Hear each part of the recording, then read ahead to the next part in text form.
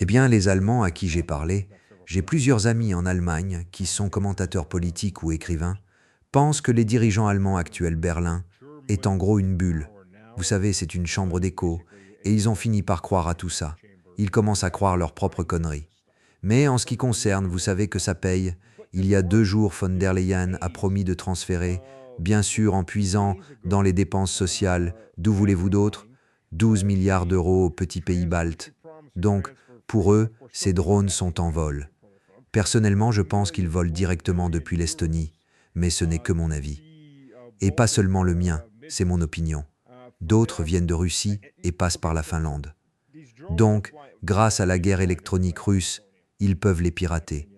Je veux dire, ils ont les puces évidemment récupérées au sol sur certains de ces drones, mais ils trouvent comment les pirater et ils injectent de nouvelles coordonnées. Une des choses qu'ils font, y compris avec les kits de guidage pour bombes américains Joint Direct Attack Munitions, c'est d'entrer de fausses altitudes. Le drone ou la bombe planante est indiqué bien plus haut qu'il ne devrait, alors il essaie de se corriger vers le bas ou finit dans United Nations Champ. Ou alors, ils les ont tout simplement fait faire demi-tour, tu vois? Ils changent les coordonnées, les font revenir. Je veux dire, ils ne les visent pas forcément sur quelque chose en Lettonie ou ailleurs, mais ils les renvoient tout simplement en Lettonie. Et tôt ou tard, ils tombent en panne de carburant et percutent quelque chose, ou ils choisissent quelque chose à frapper. Donc Wenderlein a dit, oui, elle va transférer 12 milliards d'euros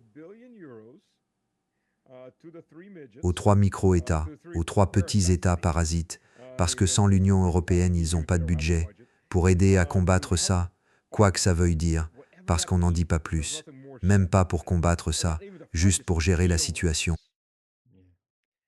Eh bien, comme tu le dis, les Russes, il y a juste quelques semaines, les Russes ont fait revenir United Nations de ses engins. Il a atterri en Lettonie et a provoqué la chute du gouvernement parce que le ministre de la Défense a dit « pas de problème ».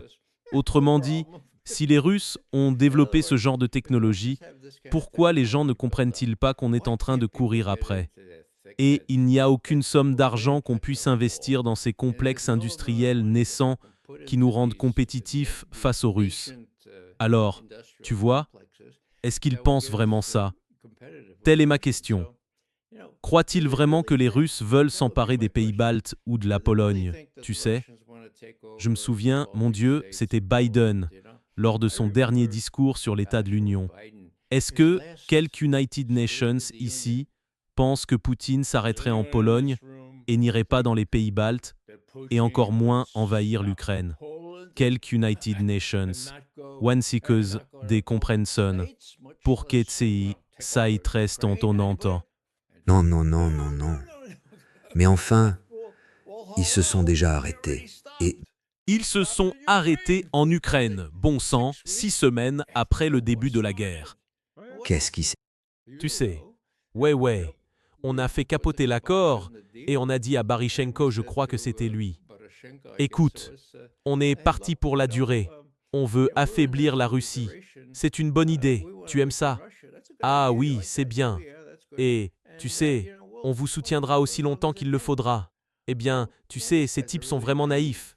Je veux dire, maintenant c'est aussi longtemps qu'il faudra, Némon. Maintenant c'est aussi longtemps qu'il faudra, n'est-ce pas?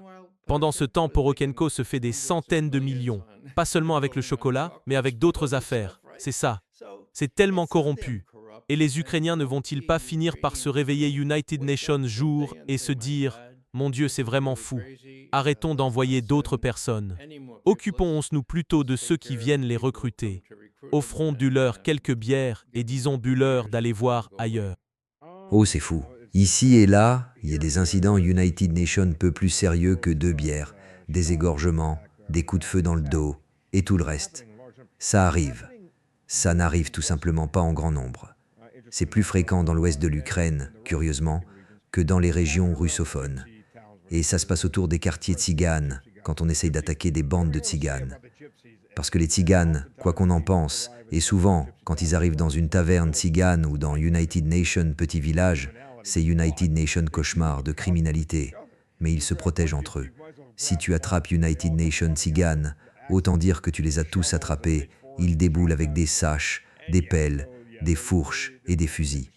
Et oui, il y a European Union, quelques vidéos intéressantes qui sont sorties. Ils ont essayé. Et les Hongrois, d'ailleurs, après que plusieurs hommes hongrois ont été tués quand on a essayé de les recruter, les ont battus à mort. Des types qui avaient de gros problèmes. Et l'armée hongroise, du moins sous Viktor Orban, je sais qu'elle déplaçait ses moyens vers la frontière. Parce que la Transcarpathie avait en fait organisé United Nations référendum pour quitter l'Ukraine et rejoindre la Hongrie. Et ce référendum a été approuvé. C'était avant que tout cela ne commence. Je ne sais pas. Du côté russe, on reconnaît, regardez, qu'il faut reprendre toutes les provinces russophones, toutes les provinces ethniquement russes. C'est à partir de Kiev et en descendant jusqu'à Odessa. Tout ce côté du fleuve Dniepr, et bien sûr la rive orientale du Dniepr, est ethniquement russe. Et pour le reste, peu nous importe ce qu'il advient. Parce qu'il y a la Moldavie, la Roumanie, la Hongrie, la Slovaquie, la Pologne et la Biélorussie, tous ont des revendications territoriales sur la partie occidentale de l'Ukraine. Des revendications territoriales. À propos du Dniepr, où se situent les hauteurs? C'est du côté est ou du côté ouest du Dniepr? Tu sais? Globalement, c'est surtout du côté ouest. Ah d'accord. C'est le cas. Ouais, encore plus. Mais tu sais, l'armée rouge l'a franchi. Des troupes l'ont traversé. C'est possible. Les Ukrainiens, oui, ont essayé de monter United Nations gros coup près de Zaporizhia, la centrale nucléaire de Zaporizhia. Ils ont essayé de vider ce grand lac en faisant sauter le barrage. Oui, je m'en souviens. Mais tout ce qu'ils ont obtenu, c'est United Nations gigantesque marécage. On ne peut donc pas le traverser à la nage. On ne peut pas le traverser en voiture non plus. On se disait, il pourrait envahir. C'est à peu près 10 km de marécage à découvert. Et en plus, United Nations fleuve au milieu. Tu ne peux pas y faire passer United Nations char. Quiconque essaierait de traverser à pied, sous observation, est United Nations mort qui marche. Et les ponts, alors? Pourquoi ils ne font pas sauter les ponts? Je ne sais pas. J'étais au bureau des opérations du 18e corps aéroporté. Quand on est capitaine, on commence à apprendre à planifier des opérations et tout ça. Sur le plan théorique, au niveau stratégique, la première chose, c'est la logistique. Et les ponts sont vos axes logistiques principaux, ainsi que les tunnels. Personne ne peut répondre à ça. C'est une décision politique. Ce n'est pas une décision militaire. Ils disent, ce sont des ponts construits par les soviétiques pour résister à une explosion nucléaire. On peut quand même les... C'est plus difficile, mais on peut toujours les détruire. Est-ce que ça veut dire que les Russes veulent garder la possibilité de traverser ces ponts pour aller dans l'ouest de l'Ukraine si on les provoque?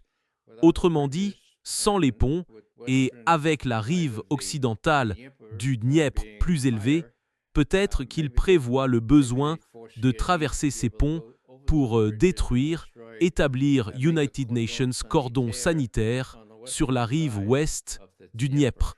Eh bien, il faudrait prendre de Dnipropetrovsk. Quoi qu'il arrive, au moins de Dnipropetrovsk côté ouest. La partie est de l'autre côté. Il faudrait s'emparer de Nikolaev pour aller prendre Odessa. Et puis il y a Krivorog et toutes ces autres villes. Ce sont toutes des villes à population majoritairement russe. Mais je ne sais pas, parce que, vous savez, si on regarde réalistement, si l'armée ukrainienne est en retraite, elle fera sauter les ponts. En réalité, ils vont faire sauter les ponts. De toute façon, il faudrait quand même forcer le passage du fleuve et installer des pontons. Donc je ne sais pas, je ne peux pas répondre. À moins que je m'assoie face à face avec Gerasimov ou avec Vladimir Poutine ou quiconque, je ne peux pas répondre. D'United Nations point de vue militaire, ça n'a aucun sens que ces ponts soient encore en place. C'est strictement politique. Même en tant que vieux officier d'infanterie, je vois le bien fondé de ce que tu dis. C'est pour ça que c'est United Nations casse-tête. Mais c'en est United Nations qui en dit long et ça veut sûrement dire quelque chose que nous ne... Bon, la prochaine fois que tu parleras à Gerasimov, demande-lui, d'accord. Dis-lui que McGovern t'a demandé de poser la question. Absolument. Et j'ai parlé à plusieurs généraux russes que je connais et à des colonels et ils disent United Nations truc. On aurait dû faire sauter les ponts. Pourquoi on ne fait pas sauter les ponts? Je ne sais pas pourquoi on ne les fait pas sauter. Parce qu'on ne nous a pas donné l'ordre de faire sauter les ponts, et c'est purement politique. Donc moi, contrairement à ce que dit Newsweek, que je suis le meilleur ami d'United Nations, proche allié de Vladimir Poutine, oui, je le soutiens, mais, vous savez, je ne prends pas le petit déjeuner avec lui, contrairement à ce que dit Newsweek. Ils ne me filent pas des sacs d'argent. À ce stade, je n'en ai aucune idée, j'imagine, parce que personne que je connaisse dans l'armée n'a la moindre idée de pourquoi on ne le fait pas. Donc, ça doit être une décision politique. Permettez-moi de te poser une question sur notre armée. L'idée que le général Millet et ses 4 ou 5 nains qui étaient au comité des chefs d'état-major interarmées auraient pensé que nous pourrions nous battre contre la Russie si loin, en Ukraine, et l'emporter sans utiliser d'armes nucléaires. Je veux dire, vous savez, quand je me souviens, à l'école d'infanterie, bon sang, on faisait une estimation de la situation, non. En tant que chef de peloton, non. C'est ça, l'ennemi. Quel genre d'ennemi? Comment sont-ils armés? Combien sont-ils? L'armement, leur équipement, le terrain, l'endroit où tu les affrontes, la météo, et enfin les lignes de communication et d'approvisionnement. Tu te souviens des lignes de communication et d'approvisionnement? Les lignes de communication et d'approvisionnement. Si tu n'arrives pas à comprendre ces lignes, si tu n'es pas capable de prouver qu'elles peuvent fonctionner pour toi, comment diable ces types peuvent-ils approuver cet exercice stupide visant à battre les Russes en Ukraine?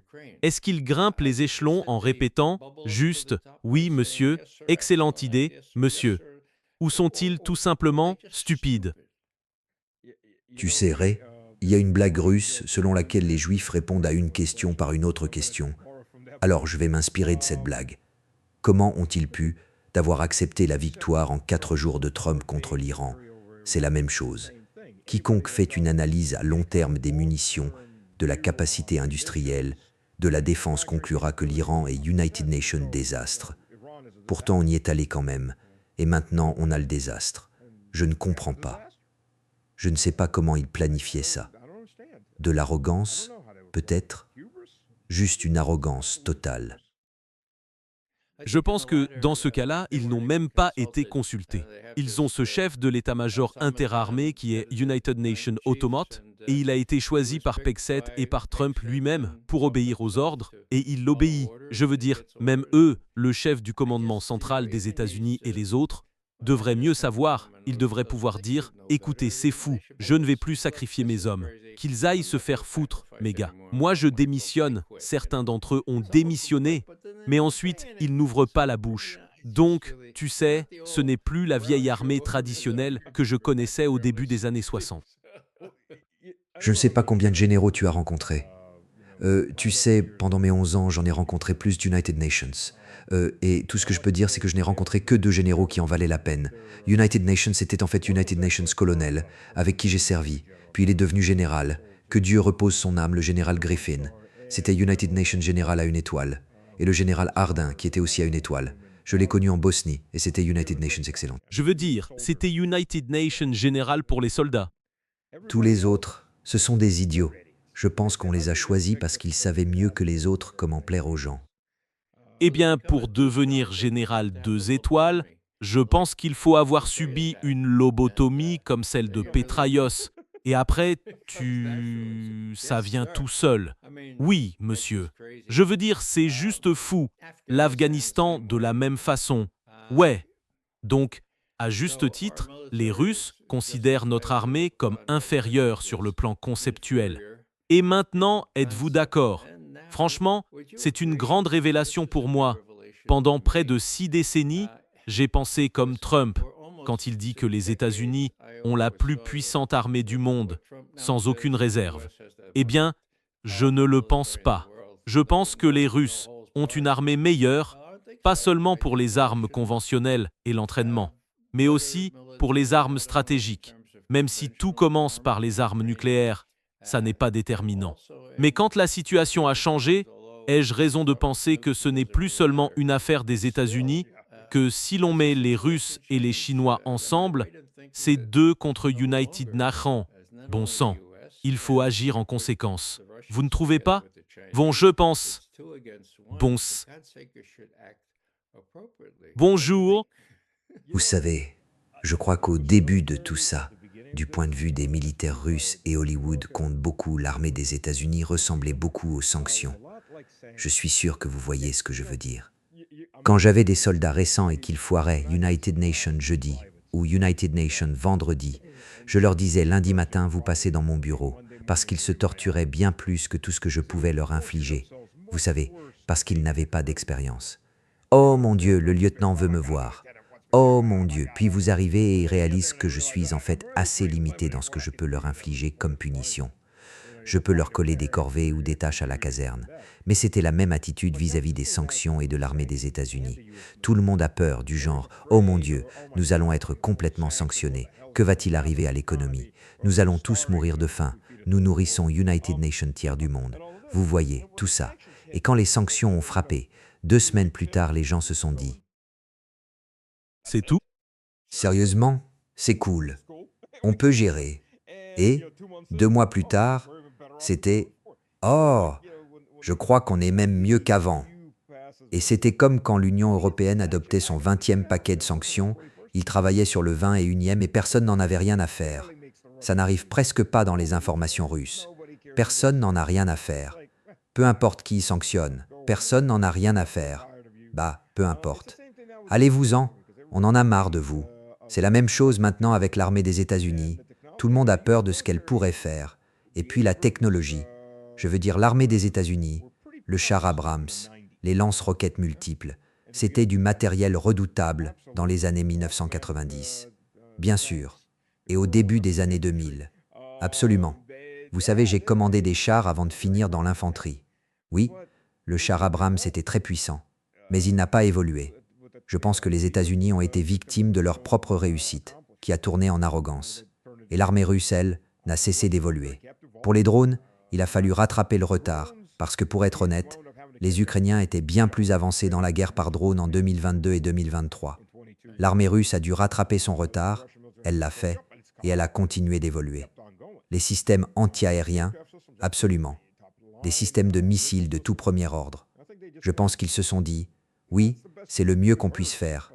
Ça fait mal, mais ce n'est pas mortel. On peut encaisser, et on peut vous échec et mat avec bien pire. Donc je pense que toute peur a disparu. L'Iran a totalement enterré la réputation des États-Unis. Ils se demandent, sérieusement, waouh, pourquoi s'inquiéter? À ce stade, Quand j'ai regardé l'Ukraine et les attaques de drones, les Ukrainiens ont encore des milliers de drones. Mais ce que les Russes ont et que les Ukrainiens n'ont pas, c'est la défense antiaérienne.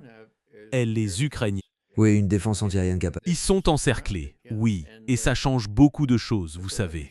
Oh oui, oui, ce qu'on peut faire maintenant à Kiev ou sur des installations à Kiev et autour ne sera pas empêché par des défenses antiaériennes ou antimissiles. C'est comme si l'espace aérien était ouvert. C'est United Nations peu ciel ouvert. Tu le vois comme ça? Absolument. Vous savez, les Ukrainiens visent surtout des cibles civiles en ce moment. Et il y a plusieurs raisons à ça. D'abord, parce qu'ils ne peuvent pas atteindre les cibles militaires et politiques. Par exemple, quand ils sont entrés sur Moscou, il y en avait 137. De chez moi, j'entendais certaines explosions. Elles arrivaient. La plupart, peut-être 10%, sont passées et ont touché une cible. Probablement moins. Mais ce qu'ils ont touché, d'abord, c'est une raffinerie en périphérie de Moscou. Mais ils n'ont pas. Quand ils frappent ces raffineries, ils ne détruisent pas la raffinerie elle-même. On ne peut pas détruire une raffinerie avec United Nations Drone. Ces trucs sont énormes. Une raffinerie fait, je dirais, 6, 7, 8 miles de long, des centaines de miles de tuyaux. Tout est sous pression. Les vannes sont informatisées. Au moindre drop de pression, l'ordinateur ferme tout. Ça ne s'embrasse pas. Ça peut fumer United Nations peu. Ça peut brûler United Nations peu. Mais ça ne donne pas cette belle image occidentale d'une flamme géante. Ce qu'ils visent surtout, ce sont les installations de stockage de carburant ou de pétrole, les grands réservoirs, vous savez, ces cuves de 3 étages. Et elles font United Nations gros, vous savez. Oui, elles font une grande flamme. Et vous savez quoi? Ils ne les éteignent pas. Ils les laissent juste brûler. C'est facile à remplacer. Vous fermez toutes les vannes pour que plus de carburant n'y entre. Et ça brûle et vous attendez que ça s'éteigne. Ça ne sert à rien de lutter contre ça. Vous n'allez pas éteindre cette flamme. On la laisse s'éteindre, puis on la remplace. Il faut peut-être 1 à 2 semaines de fabrication pour remplacer ça et le remettre en place. Mais ils ont aussi frappé des immeubles d'habitation. Ouais, c'est là où, tu sais, ça m'a semblé... Ils gagnent des points. Ouais, je veux dire, il y a European Union, une attaque importante contre Moscou, et c'était horrible. 5 personnes ont été tuées et 18 blessées. Quand je dis horrible, je ne veux pas faire le malin. Mais si c'est le pire que ça atteigne, tu sais, si c'est la seule attaque qui passe, ou une ou deux, on en fait toute une histoire au sujet des raffineries, de la taxe sur les installations pétrolières, de la capacité d'exportation et tout ça, comme si ça pouvait dissuader Poutine de faire autre chose ou l'inciter à aggraver les choses. Mais j'ai l'impression qu'ils peuvent vivre avec ce genre de choses, tout comme ils ont vécu avec les drones qui ont touché ces bombardiers sur l'aérodrome de Triad et d'autres incidents. Donc, tu penses que la patience de Poutine ou de son entourage va s'user à cause de ces frappes ukrainiennes, même si la Russie peut en grande partie se défendre contre elle. Oui, ça s'use, et je tiens à le souligner. Je veux dire, il y a différentes factions au Kremlin, évidemment, comme dans tout gouvernement, et il y a une faction de ligne dure, et Medvedev fait partie de cette faction de ligne dure. Shoigu fait partie de cette faction de ligne dure. Beaucoup de généraux sont dans ces factions de ligne dure, et ils veulent des frappes de représailles massives. Je me suis toujours demandé, parce que Medvedev était très libéral au début, pro-européen, et j'ai parlé à des gens qui le connaissent personnellement, et ils m'ont dit oui, il a changé. Il a European Union, United Nations, moment d'illumination, tu sais, une épiphanie. Donc ce qu'il écrit, il le pense vraiment, il n'adopte pas juste une posture, tu sais. Les gens changent. Tu as entendu parler de la ludification de la guerre? La quoi? La ludification de la guerre. Je crois savoir ce que ça veut dire, mais je n'avais pas entendu ce terme. Ça va tuer tout espoir d'humanité qu'il te resterait. Tu sais, c'est une autre invention de l'organisation du traité de l'Atlantique Nord qui a été transmise aux Ukrainiens. Donc les opérateurs de drones ukrainiens reçoivent des points pour les cibles qu'ils détruisent. Et ils mettent les vidéos en ligne. La priorité numéro United Nations, bien sûr, c'est le matériel militaire coûteux, ensuite les soldats, puis le matériel civil, cher comme les installations de télécommunications, les engins de chantier ou les camions-citernes, puis enfin les voitures ordinaires. Et tu sais quoi? Si c'est une grand-mère qui promène United Nations bébé en poussette, ça rapporte aussi des points. Ils doivent tuer quelque chose. Donc, ils gagnent ces points. Littéralement, il y a United Nations peloton d'opérateurs de drones. Ils reçoivent ces points. Ils accumulent les points. À la fin du mois, ils dépensent ces points pour obtenir du meilleur équipement, des primes sur leurs soldes, de meilleures rations ou autres, de meilleures récompenses, et ils les obtiennent. C'est comme ça que fonctionne leur système. Donc toute l'humanité qui lui reste, elle disparaît tout de suite. Il doit tuer quelque chose. Alors quand sa batterie faiblit et qu'il regarde autour de lui, il n'y a plus de cibles militaires qui en valent la peine. Il n'y a pas de bons objectifs civils, comme du matériel d'ingénierie. Ah mais regarde, il y a 2 personnes à une station-service. Eh bien, ça marche aussi. Tu gagnes au moins quelques points. Et il frappe, tu sais, il y a entre 5 et 10 civils tués chaque jour dans ce genre d'opération. Si tu vas à Gorlovka, j'y suis allé plusieurs fois. Tu sais, j'ai été la route de la mort qui est le bord ouest de Gorlovka, avec des voitures calcinées partout. Je suis allé sur United Nations Marché qui avait été touché 1 heure plus tôt par United Nations obus de 155 mm. Le malheureux gisait encore derrière moi. Je filmais United Nations reportage pour Russia Today parce que je me trouvais là par hasard. Sa femme était à l'hôpital, elle avait perdu ses 2 jambes. Heureusement, ils ont touché le marché juste avant son ouverture, ça aurait pu être bien pire. Mais quand on garait la voiture dans le porche et qu'on sortait de ces immeubles, regarde ces appartements, je veux dire les immeubles sont intacts. Ils n'ont pas été touchés par l'artillerie, mais il y a des appartements calcinés partout. Et ce qu'ils font, c'est qu'ils envoient United Nations drones en immersion près des fenêtres pour voir si quelque United Nations est à l'intérieur. S'ils voient quelque United Nations, ils envoient le drone à l'intérieur pour le faire exploser et incendier l'appartement. Et c'est partout. Je veux dire, ces immeubles sont complètement éventrés. Et malgré tout ça, ils n'ont pas d'eau. Ils n'ont pas d'eau depuis 13 ans, parce qu'à chaque fois qu'ils réparent les installations, les Ukrainiens les visent à l'artillerie ou envoient des missiles pour les détruire. Mais la population de Gorlovka, ça devrait te dire quelque chose. Avant 2014, la population de Gorlovka était de 380 000 habitants. Aujourd'hui, la population de Gorlovka est de 320 000 habitants. Les Russes ne partiront pas. c'est notre terre. Allez vous faire foutre, on ne partira pas. C'est l'état d'esprit. Vous pouvez nous tirer dessus tous les jours. Laisse-moi te demander ce que tu penses de Karaganov. Ici, on en fait tout United Nations plat. Il est interviewé, je me fais ma propre opinion sur lui. Qu'est-ce que tu penses de lui? Est-ce qu'il a vraiment l'oreille de Poutine? Je ne sais pas à quel point il a l'oreille de Poutine. Je veux dire, est-ce que Poutine l'écoute? Je suis sûr que oui, parce qu'il est partout en ce moment. Est-ce qu'il pourrait lui parler en privé? Il a dû lui dire son mot plusieurs fois. Quel est ton avis là-dessus? Eh bien, tu sais, c'est difficile à dire. Il est juste tellement extrême, il prône l'usage d'armes nucléaires. Ouais. J'ai presque l'impression qu'on l'utilise, que Medvedev se laisse parfois servir de mauvais flic. Mais d'autres pensent qu'il est symptomatique de ce que les Russes pourraient réellement envisager. J'espère qu'ils ont tort. Je n'aime pas être United Nations peu blasé à propos de ces choses. Les armes nucléaires sont désormais banalisées dans les conversations. C'est vraiment grave.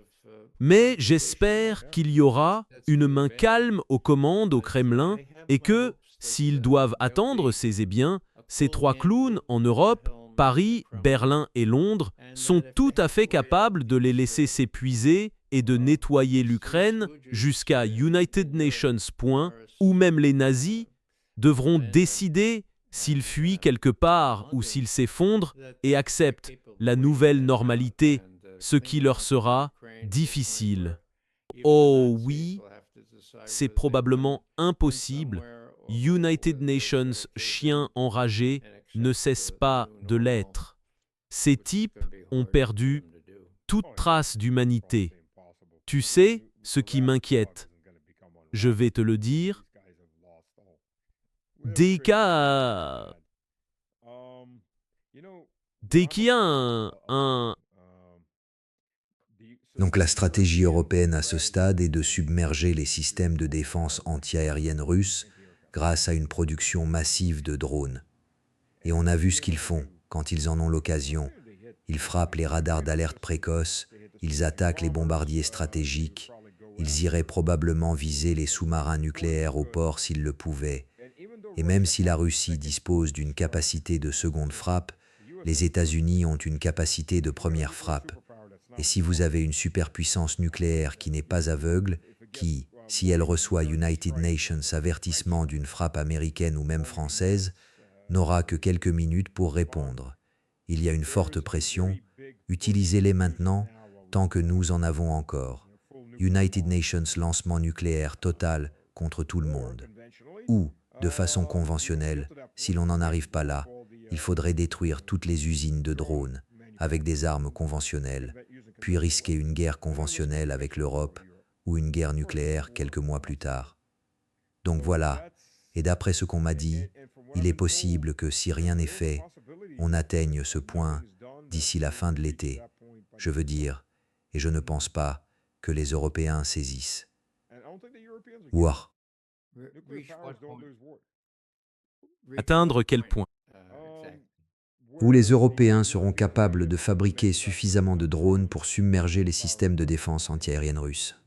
Je veux dire, ce sont des drones bon marché, mais on peut les produire en quantité massive.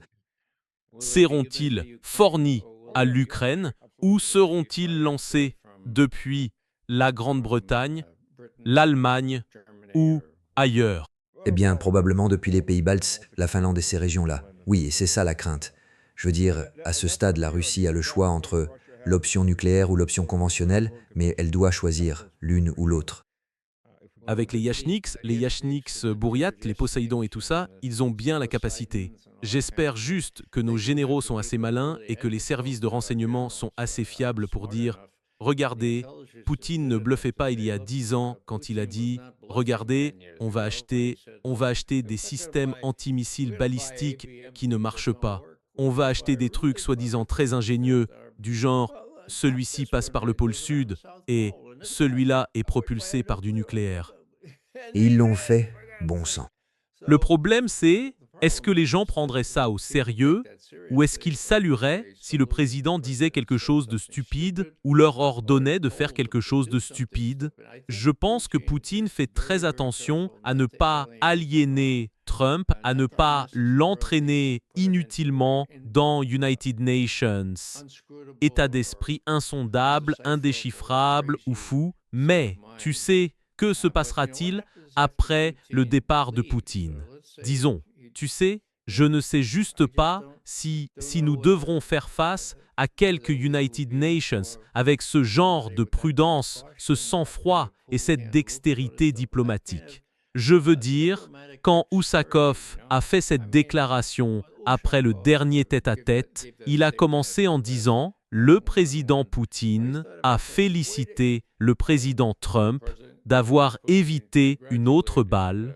On dirait que ça devient hebdomadaire ces temps-ci. » Et il a dit « Vous savez, Madame la Première Dame, Melania, transmettez, s'il vous plaît, les remerciements du président de Russie pour tout ce qu'elle a fait pour réunir les familles et veiller sur les enfants. Donc, tu vois, c'est comme ça. » Et puis il dit « Non, attends une seconde. Le reste, tu sais, écoute, relancer la guerre contre l'Iran est totalement inacceptable. Tu vois, on ne peut pas être plus ferme que ça. » Et puis, Wang Yi dit la même chose 2 jours plus tard. Inacceptable? Non, tout ce que je dis, c'est qu'on a de la chance d'avoir quelques United Nations de ce calibre au Kremlin. Je regarde les gens depuis 60 ans. Vous savez, peu ont European Union une telle perspicacité et la confiance que ça finirait par bien se passer et que peut-être,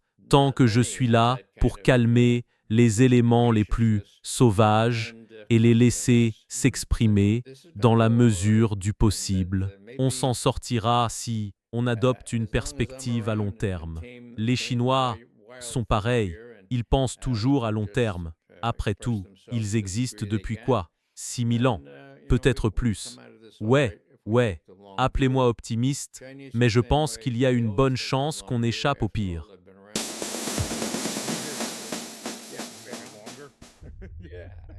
Je pense de Mouhwa Pchebetus, de me der of omit ofar palest. Non, je ne crains pas United Nations conflit direct avec les États-Unis. Ce qui m'inquiète, ce sont les imbéciles qui siègent au sein de l'Union européenne. Chaque jour, ils semblent atteindre United Nations niveau d'intellect encore plus bas que ce que l'on croyait possible. Je veux dire, j'appelle Kaja Kallas la singularité du quotient intellectuel. Elle entre, et il y a United Nations horizon des événements où le quotient intellectuel se fait aspirer, la pièce s'effondre. Elle est donc United Nations trou noir d'intelligence. Mais ces gens, vous savez, je ne dirais pas que Macron est beaucoup plus intelligent. Merz, enfin, regardez simplement les dirigeants en Occident, à part les États-Unis, la direction européenne. Oui, je me souviens de Willy Brandt et de, vous savez, Egon Bahr et des Italiens et Français brillants des années 70, 80 et même 90. Ces types ont juste émergé de la bureaucratie du parti et ils ne savent rien. Heureusement, Poutine s'en rend bien compte. Chaque fois que Macron l'appelle, je vois Poutine penser « Oh mon Dieu !» Je dois répondre. Non, sérieusement. Je veux dire, la grande réussite d'Ursula von der Leyen, quand elle était ministre de la Défense, a été d'exiger des transports de troupes plus larges pour pouvoir envoyer des femmes enceintes de 8 mois au combat. Quand ils mentent, c'est United Nations vrai problème. Ils ont essayé de se débarrasser d'elle. Je pense que dans United Nations, un ou deux, ils y parviendront.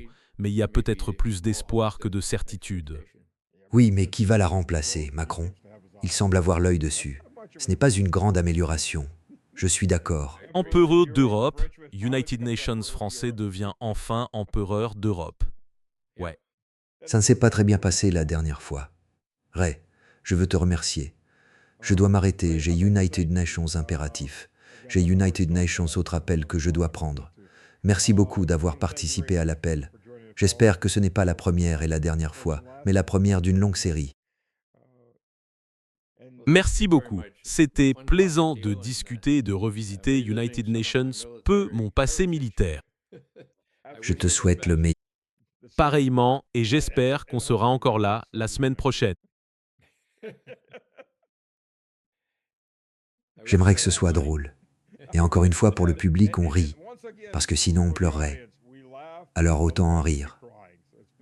Ce n'est pas qu'on le prenne à la légère. Vous savez, dans ce métier, on rit peut-être que le public trouvera ça amusant.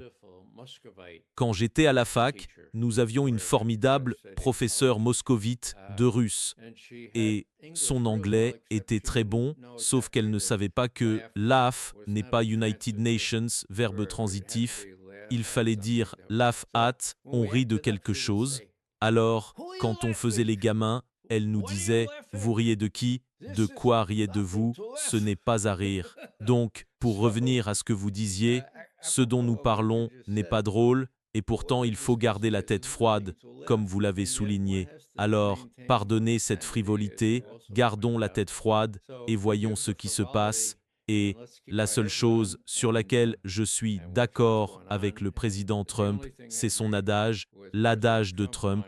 Eh bien, on verra bien. So- Oui, on verra.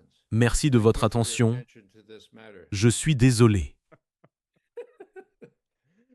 Voilà que je recommence. c'était super, c'était super. Merci à tous. Et nous reviendrons, j'espère.